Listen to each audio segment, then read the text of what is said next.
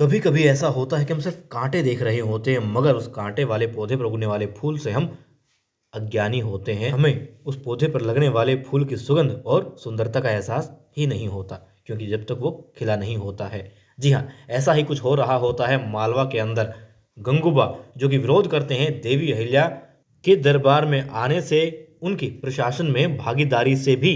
लेकिन जब ये हो बात कि देवी अहिल्या को ही प्रशासन की पूरी जिम्मेदारी सौंप दी जाए, तो फिर उनकी बगावत करना लाजमी था, जो उनका स्वभाव है। जी हाँ, तुगो जी तो हैरान ही होते हैं, मगर गंगूबा तो कई कदम आगे बढ़ जाते हैं। जी हाँ, इतना ही नहीं, वो सिर्फ बगावत नहीं करते, विरोध नहीं करते, देवी अहिल्या की गद्दी पर बैठने वाली बात का वो तो संदेशा पहुंचा देते हैं पेशवा जी तक, और पेशवा जी दरबार में आ जाते हैं मल्हार राव सुधार जी के इस फैसले को रोकने के लिए। जी हाँ, यहाँ पर जो काम गुन्नू जी किया करते थे, वही काम अब ग से गुन्नू नहीं, गंगूबा ने कर दिया है।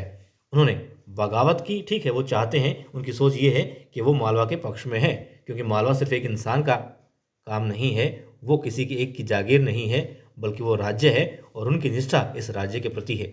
इसलिए उनकी समझ के हिसाब से वो सूबेदार जी के इस फैसले के खिलाफ हैं, और उन्हें साफ साफ कह नहीं सकते थे। इसलिए उन्होंने तरीका ढूंढा कि किस प्रकार से मल्हार राव सूदार जी को रोका जा सकता है। इसलिए उन्होंने पेशवा जी को बुलवा लिया। तो अब क्या होगा, देखने वाली बात यही है, क्या गंगूबा ने जो सोचा है, जो चाल चली है, चाल नहीं कहेंगे, जो विचार उनका है, ये सही जाएगा, या फिर मालवा के अहित में ही इसका कुछ कारण बनेगा।